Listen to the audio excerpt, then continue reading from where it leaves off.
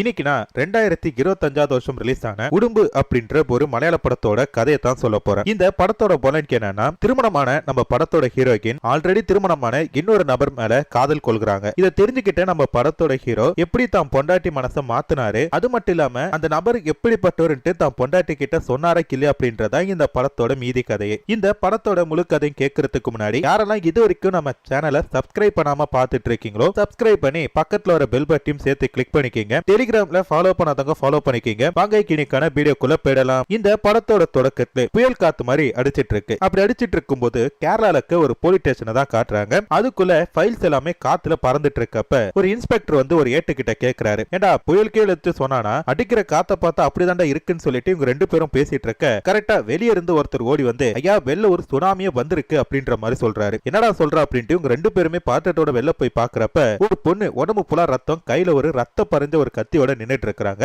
இவங்க தான் நம்ம படத்தோட ஹீரோயின். யாரை கொண்டாங்க ஏதுன்னு தெரியல. இப்ப அப்படியே கட் பண்ணா ஹீரோயின் அவங்க வீட்டுக்கு பின்புறத்துல இருக்கிற குப்பைகளுக்கு எல்லாத்தையுமே வந்து பார்த்தா சுத்தம் பண்ணிட்டு இருக்கிறப்ப அவங்களுக்கு ஒரு கத்தி மாதிரி ஒண்ணு கிடைக்குது. அதை எடுத்து வச்சுக்கிறாங்க. இப்படி இவங்க எடுத்து வச்சிட்டு இருக்கும்போது ஒருத்தர் வேகமா புல்லட்ல கிளம்பிட்டு இருக்காருல, இவர் தான் நம்ம படத்தோட ஹீரோ. இவர் எங்க போறான்னு தெரியல. பொண்ணு ஹீரோயின் கேக்குறாங்க, இன்னைக்கு அவனை கொலை பண்ண போறா அப்படின்னு சொல்லிட்டு. அதனால அவர் முறைக்கிறாரு. அவர் முறைக்கிற முறையை பாக்குறதுக்கு செம்ம பயமா இருக்கு. இவங்க ரெண்டு பேருமே லவ் பண்ணி தான் கல்யாணம் பண்ணிருப்பாங்க. ஆனா கல்யாணமான கடுத்ததான் ஹீரோ ஒரு கொலகாரம் அப்படின்ட்டு கூலிப்படையில வேலை பார்த்துட்டு இருக்கா அப்படின்ட்டு தெரிய வருது. இவங்களும் நிறைய முறை சொல்லிருக்காங்க அதெல்லாம் வேணா நம்ம திருந்தி வாழலாம் அப்படின்ட்டு. ஆனா அவர் கேட்க மாட்டாரு அப்படின்ற மாதிரி சொல்லிட்டு இவங்க புலம்ப இப்ப ஹீரோவோட ஃப்ரெண்ட் ஒருத்தரை காட்டுறாங்க. இவருமே இதே கூலிப்படையில தான் வேலை பார்த்துட்டு இருக்காரு. அதே மாதிரி அவங்க பொண்டாட்டி நீ போக கூடாது அப்படின்ற மாதிரி தடுக்கிறாங்க. ஆனா அவர் அடிச்சு போட்டுட்டு ஹீரோ கூட ஏறி பைக்ல கிளம்புறாரு. இப்ப இவங்க ரெண்டு பேரும் எங்க போறாங்கன்னா பரதன் அப்படின்ற ஒருத்தரை பார்க்க போறாங்க. அவர் தான் இவங்களுக்கு பாக்ஸ் மாதிரி. அந்த பாக்ஸுக்கு ஒருத்தர் வந்து பணம் கொடுக்கணும். அவர் கிட்ட போய் மிரட்டி வாங்கிட்டு வர சொல்லிட்டு ஒரு காட்டுக்குள்ள இருக்கிற ஒரு பங்களா கிட்ட போறாங்க. அங்க போன கிட்ட அந்த ஆள் என்ன சொல்றானா, இங்க பாரு தம்பி நீ சொல்றதெல்லாம் கரெக்ட் தான். ஒன்ன மாதிரி ஏகப்பட்ட பேர் இந்த இடத்துல வந்து மிரட்டி இருக்காங்க. அப்படி மிரட்டினவங்க எல்லாருமே கொன்னு புதைச்சுதான் இந்த வீட்டே கட்டி இருக்க.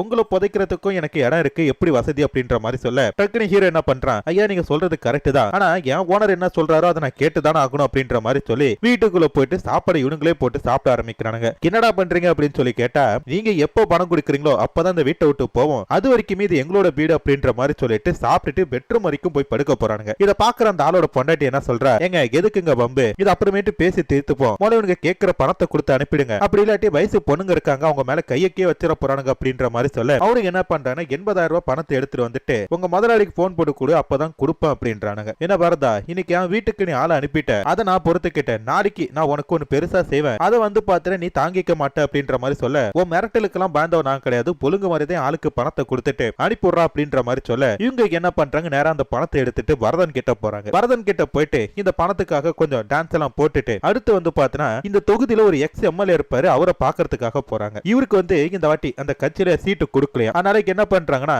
இவருக்கு அடுத்ததா ஒருத்தர் இருப்பாருல அவருக்கு கொடுக்கறன்றப்ப அவனுக்கு ஏதாச்சும் நீங்க பண்ணுங்க அப்படின்ற மாதிரி வரதன் சொல்லிருப்பாங்க. ஏன்னா அவனுக்கு நான் தான் வந்து பாத்தீங்கன்னா கட்சியில இடம் வாங்கி கொடுத்தேன், என் கூடிய சேர்ந்தவன் இப்ப என்ன தாண்டி போயிட்டு இருக்கான் அப்படின்றப்ப எனக்கு பொறாம வருது, அதனால அவனை கொன்னுட்டீங்கன்னா எனக்கு இந்த வாட்டி சீட்டு கொடுப்பாங்க அப்படின்ற மாதிரி சொல்ல இந்த ஒரு விஷயம் வந்து பாத்தீங்கன்னா நம்ம ஹீரோ கிட்ட போகுது, நான் பாத்துக்கிறேன் அப்படின்ற மாதிரி சொல்றேன். இப்ப இவங்க பேசிட்டு இருக்க அந்த கேண்டிடேட் என்ன பண்றான், வீட்டுல அவங்க யாருக்கிட்டே போன் போட்டுட்டு சரிங்க எனக்கு தான் அந்த சீட்டு கொடுக்க போறேன்னு சொல்றாங்க, 6 மணிக்கு செய்தியில தெரிஞ்சிடும், சரி நம்ம அப்புறம் பாப்போம் அப்படின்ற மாதிரி போனை கட் பண்ணிட்டு ஜாக்கிங் நடந்து போயிட்டு இருக்க. இந்த இடத்துல சுத்தி முத்தி யாருமே கிடையாது. அப்ப எதிர்பக்கம் வந்து பாத்தீங்கன்னா ஹீரோ பைக்ல வந்துட்டு இருக்கிறவன் பம்பர்ல இருந்து வந்து பாத்தீங்கன்னா ஒரு வால் எடுத்து டக்குனு அந்த கேண்டிடேட் குத்தி போட்டுட்டு நேரா போயிட்டான். இப்படி போறப்ப டக்குனு கிராசிங்ல வந்து பாத்தீங்கன்னா ஒரு கார் வருது, இல்ல தெரியாம ஹீரோ மோதிட்டான். முழுக்க முழுக்க அந்த தப்பு யார் மேலன்னு சொல்லி பார்த்தா கார்கார மேலதான். ஏன்னா அவன் செல்ல பார்த்துட்டு ஹாரன் கிரன் அடிக்காம வந்துட்டான் போல இருக்கு. இதனால ஹீரோ கிட்ட சாரி சார் மன்னிச்சிருங்க தெரியாம பண்ணிட்டான் அப்படின்ற மாதிரி சொல்ல டக்குனு ஹீரோ கோபப்பட்டு என்ன பண்றான், கேண்டா நீங்க என்னடா வண்டி ஓட்டிட்டு இருக்க, உனக்கெல்லாம் எவன்டா லைசன்ஸ் கொடுத்தான் அப்படின்ற மாதிரி சொல்லி கேட்க ஹீரோ மேல இருக்கிற கோவத்துல அவன் என்ன பண்றான் முறைக்கிறான். டக்குன்னு பார்த்தா ஹீரோ கம்முன்னு போறான். அவன் உடம்பு முழுக்க வந்து பாத்தீங்கன்னா ரத்தமா இருக்கு. என்னன்னு சொல்லி பார்த்தா ஹீரோ கொலை பண்ணல அந்த ரத்த கரையெல்லாம் வந்து பாத்தீங்கன்னா சட்டையில இருக்குது. இவனுக்கு என்ன பண்றதுனே தெரியல. சரி திருப்பி நம்ம வந்த பக்கமே போயிடுவோம்ட்டு வேகமா கார் எடுத்துட்டு போக அப்படி போறப்ப வந்து பாத்தீங்கன்னா வழியில அந்த ஆளுக்கு இறந்து கிடக்கிறதா பாக்குறான். அப்ப இப்போ ஒருத்தன் போனால அவன் தான் வந்து பாத்தீங்கன்னா கொலை பண்ணிருப்பான் அப்படின்ற மாதிரி சொல்லிட்டு உடனே என்ன பண்றான், போலீஸ்ல போய் கம்ப்ளைண்ட் பண்றான். போலீஸ்காரங்களும் அந்த கேஸை எடுத்துக்கிறாங்க. ஏன்னு சொல்லி பார்த்தா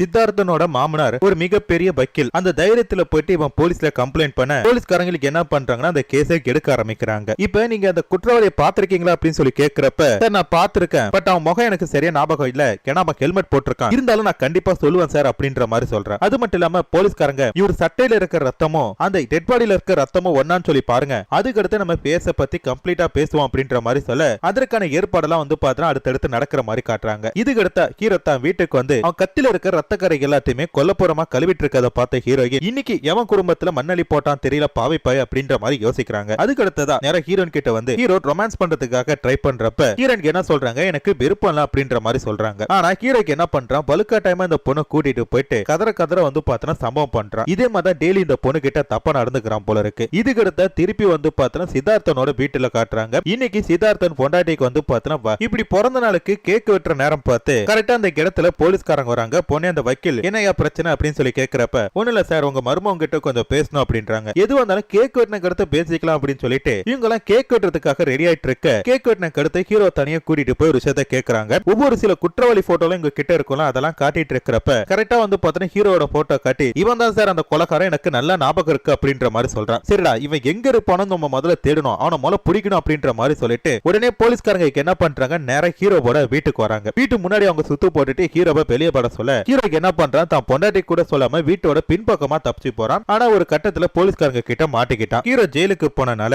இப்ப ஹீரோயின் வீட்டுல தனியா இருப்பாங்க அப்படின்றனால ஹீரோவோட ஃப்ரெண்ட் என்ன பண்றான், தான் பொண்டாட்டியை இவங்களுக்கு பாதுகாப்பா விட்டுட்டு போறான். அப்ப அவங்க என்ன கேக்குறாங்கன்னா, நான் தான் இவன் திருடன் கொலைகாரன் அப்படின்னு தெரியாம கல்யாணம் பண்ணிக்கிட்டேன், தெரிஞ்சே நீ ஏமா இந்த மாதிரி பாழுங்கணத்துல விழுந்த அப்படின்ற மாதிரி சொல்ல வீழ்ந்ததுக்கு அடுத்து பேச்சு கிடையாதுக்கா அப்படின்ட்டு அந்த பொண்ணு பேசுறா. இதுக்கு அடுத்த மறுநாள் ஹீரோனுக்கு என்ன பண்றாங்க, ஜெயில இருக்கிற அவங்க கணவரை போய் பாக்குறதுக்காக போறாங்க. அப்ப அவர் என்ன கேக்குறாருன்னா, உனக்கு இங்க இருக்கிறது கஷ்டமா இருக்குல்ல அப்படின்ற மாதிரி சொல்லி கேக்குறப்ப எனக்கு ஒரு கஷ்டமும் கிடையாது, ஏன்னா நான் வீட்லயும் ஜெயில தான் இருக்கேன், நீ இங்க ஜெயில இருக்கிற அப்படின்ற மாதிரி சொல்றாங்க. ரெண்டு பேருக்கு ஒரு வித்தியாசம் என்னன்னா, உனக்கு கம்பி வச்ச ரூம், எனக்கு கம்பியே இல்லாத ரூம் அப்படின்ற மாதிரி தான் சொல்ல உடனே ஹீரோக்கு என்ன பண்றான்னா, நீ வீட்டுக்கு நேரா போ, நம்ம வீட்டுக்கு பின்னாடி ஒரு குளம் இருக்குல்ல, அந்த குளத்துக்கிட்ட போயிட்டு எனக்கு கால் பண்ணு அப்படின்ற மாதிரி சொல்றாரு. சரின்ட்டு ஹீரோன் என்ன பண்றாங்க, அவருக்கு கால் பண்றாங்க. அப்ப அவர் என்ன சொல்றானா, வீட்டுக்கிட்ட ஒரு குளம் இருக்குல்ல, அந்த குளத்து நடுவுல ஒரு செடி இருக்கும், அது கீழே வந்து பார்த்தா ஒரு பை நிறைய பணம் இருக்கும், அதை எடுத்துட்டு நீ கிளம்பு, நான் வெளில வந்த கடத்து பேசிக்கலாம் அப்படின்ற மாதிரி சொல்றாரு. ஹீரோன் யோசிக்கிறப்ப என்ன பயமா இருக்கா அப்படின்ற மாதிரி சொல்றாங்க. உன்னையே கல்யாணம் பண்ணிக்கிட்டேன், இதுக்கு அடுத்து இது எனக்கெல்லாம் பயம் கிடையாது அப்படின்ற மாதிரி சொல்லிட்டு இவங்க தண்ணிக்குள்ள குதிக்கிறப்ப கரெக்டா அந்த இடத்துல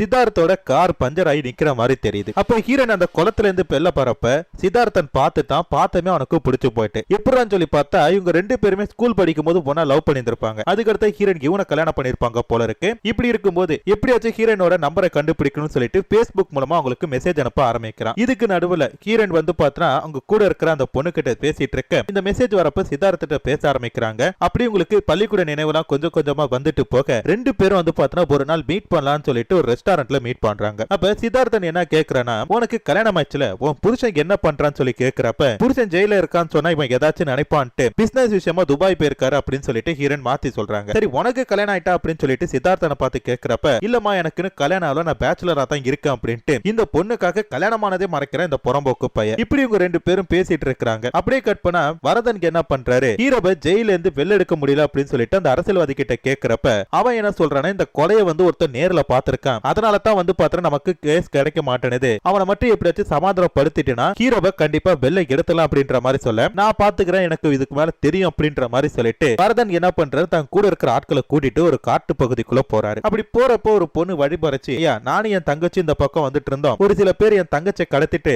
என்ன அடிச்சு போட்டு போறாங்க, என் தங்கச்சி நீ தான் காப்பாத்தணும் அப்படின்ற மாதிரி சொல்ல இந்த வரதன் அப்படின்றவரு பொண்ணுங்களுக்கு எதுவுமே செய்வாரு, அப்பேற்பட்ட நல்ல மனுஷன், இருமா நான் பாத்துக்கிறேன் அப்படின்னு சொல்லிட்டு தான் ஆட்கள் கூட அந்த காட்டுக்குள்ள நடக்க ஆரம்பிக்கும். இப்படி நடக்க ஆரம்பிக்கும் போது வந்து பாத்தீங்கன்னா இந்த பொண்ணு பின்னாடியே ஒவ்வொருத்தரும் சைலண்டா போட்டு தள்ளிட்டு வரா. இவர் அதுக்கு சத்தியமா தெரியாது. இவர் அப்படியே நடந்து போயிட்டு ஒரு குடோன் மாதிரி இருக்க அந்த இடத்துக்குள்ள போறாரு. அங்க போனதுக்கு தனக்கு ஸ்கெட்ச் போட்டிருக்காங்க அப்படின்றது தெரிய வருது. அப்படி போட்டிருக்கிறப்ப இவருக்கு என்ன பண்றாரு, அந்த பொண்ணு கிட்ட சண்டை போட்டுட்டு இருக்கப்ப பின்னாடியே வந்து பாத்தீங்கன்னா பொருத்தம் பொட்டு நடிக்கிறேன் யாருன்னு சொல்லி பார்த்தா அந்த சேட்டன். அதான் உன் வீட்டுக்குள்ள நான் பருமனி தாங்க மாட்டேன்னு சூர்யா மாதிரி டைலாக் பேசினால அவன் என்ன பண்றானா, போன கொலை பண்றதுக்காக நான் வந்திருக்கேன், நான் தான் அன்னைக்கே சொன்னனே அப்படின்ற மாதிரி சொல்ல அதுக்கு வரதன் என்ன சொல்றானா, நான் செத்ததுக்கு அடுத்தது எனக்கு எந்த பிரச்சனையும் கிடையாது, ஆனா நான் செத்ததுக்கு அடுத்து தினம் தினம் நிமிஷத்துக்கு நிமிஷம் வந்து பாத்தீங்கன்னா உனக்கு பிரச்சனை வரும், ஒருத்தன் சிறையில பைத்தியம் முடிச்ச மாதிரி இருக்கான், அவன் வெளில வந்தானா எனக்காக என்ன வேணா பண்ணுவான் அப்படின்ற மாதிரி சொல்ல வரும்போது பாத்துக்கலாம்டா அப்படின்ற டக்குன்னு இந்த வரதனுக்கு என்ன பண்றான், தன்னோட சாவு உறுதியானதுக்கு அடுத்தது தான் கூட இருக்க அந்த பொண்ணை கைத்து நெரிச்சு கொலை பண்றான். உடனே அந்த சேட்டனுக்கு என்ன பண்றான், ஃபீல் பண்ணிக்கிட்டே இந்த வரதனை போட்டு தள்ளுறான். வரதனோட சாப்டர் இந்த இடத்துல வந்து பாத்திர முடியுது. இதுக்கு அடுத்ததா ஹீரோனுக்கு என்ன பண்றாங்க, அடிக்கடி வந்து பாத்திர அந்த சித்தார்த்தன் கூட வெளில சுத்த ஆரம்பிக்கிறாங்க. அப்படி ஒரு நாள் ஒரு ரெசார்ட்ல இவங்க ரெண்டு பேரும் சுத்திட்டு இருக்கிறத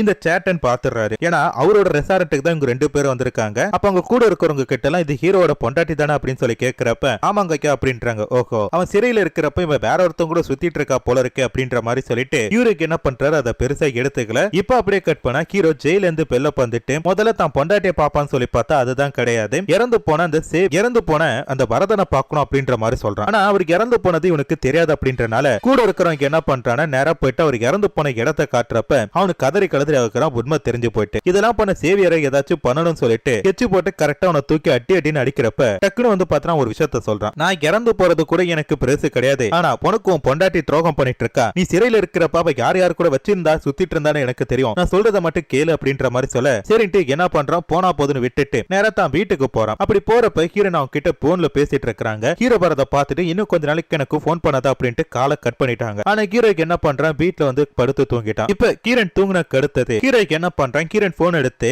அவங்களோட வாட்ஸ்அப் சாட் எல்லாம் பாக்குறப்ப ஹீரோன் வந்து பாத்தீங்கன்னா அந்த நபர் கூட பேசிருக்கிறதும் அவன் போட்டோவையும் இங்க நோட் பண்றாங்க. இதுக்கு அடுத்த மறுநாள் ஃப்ரெண்டுக்காரங்க என்ன பண்றான் உன்னை ஜெயில மாட்டி விட்டான் யாருன்னு எனக்கு தெரியும் நான் கூட்டிட்டு போறப்பா அப்படின்ற மாதிரி சொல்லிட்டு நேரா சித்தார்த்தனை பாக்குறதுக்காக கூட்டிட்டு போறாங்க. அங்க பார்த்த சித்தார்த்தன் நிறமாத கர்ப்பிணியான பொண்டாட்டியை கூட்டிட்டு ஷாப்பிங் வந்திருக்கான். இத பார்த்துமே ஹீரோக்கு தூக்கி வாரி போடுது. ஏற்கனவே கல்யாணமாகி ஒரு குழந்தை பெக்க போறோம் கூட என் பொண்டாட்டி அஃபேர்ல இருக்கா அப்படின்ட்டு கோவப்படுறான். உடனே என் ஃப்ரெண்டு கிட்ட இப்போதைக்கு உனக்கு எதுவும் பண்ண வேணா கொஞ்சம் டைம் எடுத்துட்டு எது வேணாலும் பண்ணிப்போம் இப்பதானே கேஸ்ல இருந்து வெளில வந்திருக்கோம் அப்படின்ற மாதிரி சொல்லிட்டு நேராக்கு என்ன பண்றானா சித்தார்த்தனை ஃபாலோ பண்ணிட்டு போயிட்டு அவன் கிட்ட ஒரு விஷயத்த சொல்றான். தம்பி நீ தான் என்ன ஜெயில மாட்டி விட்டேன்னு எனக்கு நல்லா தெரியும். இனிமேட்டு வந்து பார்த்தனா நான் இந்த மாதிரி தப்பெல்லாம் பண்ண மாட்டேன். நான் திருந்தி வாழ போறேன். இனிமேட்டு யாராச்சும் சாட்சி கீச்சுன்னு கூட்டா பந்திராதப்பா அப்படின்ற மாதிரி சொல்லிட்டு அவங்க கிட்ட பேசிட்டு என்ன பண்ற நேரா தன்னோட வீட்டுக்கு போறாரு. அப்படி போறப்ப தான் பொண்டாட்டிக்கு பிடிச்ச மாதிரி ட்ரெஸ் எல்லாம் வாங்கிட்டு குடுக்கறாரு. அது அவங்களுக்கு ஒரு சந்தேகத்தை தான் ஏற்படுத்துது. நம்ம ரெண்டு பேரும் ட்ரிப் ரொம்ப நாள் ஆகுதுல எங்கேயாச்சும் ஊருக்கு போமா பரியா அப்படின்ற மாதிரி சொல்லி கேட்டா அதுக்கு பொண்டாட்டிக்காரி என்ன சொல்றானே இல்ல நான் பரல எனக்கு உடம்பு சரியில்லை அப்படின்ற மாதிரி சொல்லவும் உடனே ஹீரோ என்ன பண்றாரு இதுக்கு மேல உன் கூட பேசி பிரோஜனம் இல்ல நீ வந்தாவா பராட்டி போன கிளம்புற அப்படின்ட்டு கோபமா கிளம்புற மாதிரி தெரியுது. மறுநாளைக்கு ஹீரோனுக்கு என்ன பண்றாங்க ஹீரோ ஊருக்கு போன கழுத்தது உடனே ஹீரோ கூட்டிட்டு ஒரு ரெசார்ட் மாதிரி போயிட்டு ரெண்டு பேருமே அப்படியே ஒரு ரூம்குள்ள உட்காந்து பேசிட்டு இருக்காங்க. அப்ப ஹீரோ அவங்களுக்கே தெரியாம பக்கத்துல இருந்து ஒட்டு கேட்டுட்டு இருக்கான். அப்ப ஹீரோக்கு என்ன சொல்றானா இங்க பாரு உன் புருஷனை தான் உனக்கு பிடிக்கலன்னு சொல்றீல நீ லீகலா டைவர்ஸ் அப்ளை பண்ணு நான் என்ன பண்றேன்னா உனக்கு கல்யாணம் பண்ணிக்கிறேன் நம்ம ரெண்டு பேரும் அதுக்கு அடுத்து ரொம்ப சந்தோஷமா வாழலாம் அப்படின்ற மாதிரி சொல்ல ஹீரோனுக்கு என்ன பண்றாங்க சரி இப்போதைக்கு இதை பத்தி பேசுவானா நம்ம முதல்ல வீட்டுக்கு கிளம்பலாம் அப்படின்ற மாதிரி சொல்லிட்டு கிளம்புறாங்க. ஹீரோன் வீட்டுக்கு வந்து பார்த்தா வீட்டோட கதவு எல்லாமே திறந்து இருக்கு. அதனால என்ன பண்றாங்க பயத்தோட உள்ள போய் பார்த்தா ஹீரோ படுத்து தூங்கிட்டு இருக்காரு. ஆமா எப்ப நீங்க வந்தீங்க அப்படின்னு சொல்லி கேக்குறப்ப இப்பதான் வந்தேன் நீ ட்ரிப்புக்கு வரல அப்படின்றனால எனக்கு இந்த போகவே பிடிக்கல அதனால நான் வந்துட்டமா அப்படின்ற மாதிரி சொல்றாரு. சரின்ட்டு ஹீரோன் என்ன பண்றாங்க நம்ம ரெண்டு பேரும் டிரைவர்ஸ் பண்ணிப்போம் அப்படின்ற மாதிரி சொல்ல ஹீரோவும் யோசிச்சு பாக்குறாரு ஏமா இப்படி சொல்றேன்றாங்க. இல்ல போனக்கு எனக்கு செட் ஆக மாட்டேனுது நீ உன்னோட தொழிலை மாத்திக்க மாட்டேன் இதுக்கு மேல நான் கூட இருக்க விருப்பப்படல அப்படின்ற மாதிரி சொல்ல சரின்ட்டு ஹீரோக்கு என்ன பண்றாரு மறுநாளே ஒரு வக்கீல பாக்குறதுக்காக கூட்டிட்டு போறாரு. இது வரைக்குமே சித்தார்த்தோட மாமனார் தான் நமக்கு வக்கீல் அப்படின்ட்டு தெரியும். ஆனா சித்தார்த்தோட பொண்டாட்டியுமே வந்து பாத்தீங்கன்னா வக்கீலா தான் இருந்திருக்காங்க. அவங்கள பாக்குறதுக்காக தான் ஹீரோ கூட்டிட்டு போயிருக்கிறாரு. அங்க போன அடுத்தது மேடம் நானும் என் பொண்டாட்டியுமே விவாகரத்து பண்ணிக்கலாம்னு சொல்லி முடிவு பண்ணிருக்கோம் இதுக்கு என்ன ப்ரொசீஜர் அப்படின்ற மாதிரி சொல்லி கேக்குறப்ப அதுக்கு அவங்க என்ன சொல்றாங்க எல்லா டீடைலும் சொல்லிட்டு இருக்காங்க. அப்படி சொல்லிட்டு இருக்கும்போது ஹீரோக்கு அவங்க பொண்டாட்டின்றத காட்டுன்றதுக்காக தான் இங்க கூட்டிட்டு வந்திருப்பாரு போல இருக்கு. அவங்க ரெண்டு பேருக்கு போட்டோ ஹீரோயின் பாக்குறாங்க. பார்த்துட்டு அவங்களுக்கு ஒரு மாதிரியா போயிட்டு உடனே எதுவுமே பேசாம ஹீரோ கூட வண்டியில போயிட்டு தான் வீட்டுல உட்காந்து கதறி கதறி அழுதுட்டு இருக்காங்க. இப்ப ஹீரோ அவங்க கிட்ட சொல்லாம நேரம் சித்தார்த்தோட வீட்டுல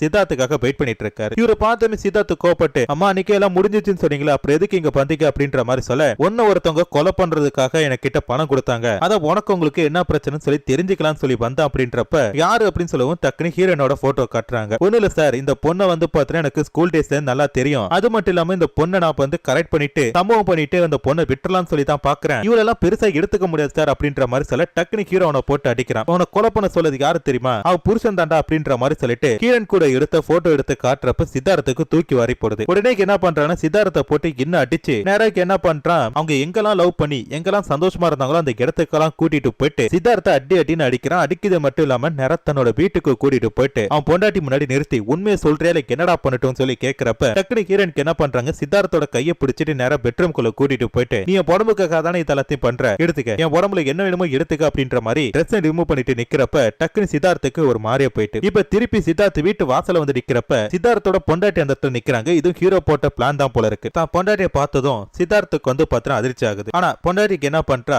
தான் புருஷன் தனக்கு துரோகம் பண்ணிட்டான்னு சொல்லிட்டு செவில ஒரு அறை விட்டு அவன் அந்த இடத்தை விட்டு துரத்த இப்ப வீட்டு பின்பக்கம் வந்து பாத்திரம் சித்தார்த்து தப்பிச்சு ஓட பாக்குறான். ஆனா அந்த இடத்துல ஏற்கனவே வந்து பாத்திரம் ஹீரோ உட்காந்துட்டு இவங்க ரெண்டு பேரும் வந்து பாத்திரம் மாறி மாறி சண்டை போட்டுட்டு இருக்காங்க. அப்படி சண்டை போட்டுட்டு இருக்கிறப்ப ஒரு குளம் மாதிரி இருக்கு. அந்த குளத்து கிட்ட வந்து பாத்தினா ஹீரோனோட ஹஸ்பண்ட் அதாவது ஹீரோ வந்து பாத்திரம் கால் தவறி கீழே விழுந்துட்டாரு. என்ன காப்பாத்துறா நம்ம எதா இருந்தாலும் பேசி தீர்த்துக்கலாம்ன்ற மாதிரி ஹீரோ உயிர் பயத்துல கத்துறப்ப டக்குனு சித்தார்த்த என்ன பண்றான் நீ இருக்கிற வரைக்கும் எனக்கு நிம்மதி கிடையாதா அப்படின்னு சொல்லிட்டு அவனை பிடிச்சு தள்ளி விட்டுட்டான். இப்ப ஹீரோ வந்து வந்து பாத்தீங்கன்னா அந்த குளத்துக்குள்ள கீழே போயில மேல வந்து பாத்தீங்கன்னா சித்தார்த்துக்கு யாரோ தங்க முதுகுலே குத்துற மாதிரி இருக்கு. யாருன்னு சொல்லி பார்த்தா நம்ம படத்தோட ஹீரோயின் தான். இப்ப ஹீரோக்கு உயிருக்கு எந்த ஆபத்துமே கிடையாது. ஆனா ஹீரோயினுக்கு என்ன பண்றாங்க, சித்தார்த்தை தான் கொலை பண்ணிட்டோம் அப்படின்ற மாதிரி சொல்லிட்டு போலீஸ் ஸ்டேஷன்ல போயிட்டு சரணடைஞ்சிருப்பாங்க. இப்ப மேல ஏறி வந்த ஹீரோ சித்தார்த்தனுக்கு அடிபட்டு இருக்கத பார்த்துட்டு உடனே என்ன பண்றான், அவனை கூட்டிட்டு போய் ஒரு ஹாஸ்பிட்டல் சேர்த்து அவன் பொண்டாட்டிக்கிட்டையும் மாமியார்கிட்டையும் இன்ஃபார்ம் பண்ணிட்டு நேரம் என்ன பண்றானா ஜெயில இருக்கிற தான் பொண்டாட்டியை பாக்குறதுக்காக போறான். அப்ப ஹீரோயின் பக்கத்துல இப்ப உட்கார்ந்து இருக்கும். ஹீரோயினுக்கு என்ன பண்றாங்க, அமைதியா கை நீட்டிட்டு இருக்க அவங்க கையை தொட்டு பாக்குறான். தொட்டு பார்த்த கடத்த அவங்க அமைதியா நிக்கிறாங்க. அப்படி இந்த படத்தோட கதை முடியுது. இதோட வந்து பார்த்தா இந்த படத்தோட கதை முடியுது. இந்த படம் எப்படி இருந்துச்சு அப்படின்றத மறக்காம கமெண்ட்ல சொல்லுங்க. மீண்டும் ஒரு சூப்பரான ஒரு படத்துல பாக்குறேன். அது வரைக்குமே டாடா பை பை.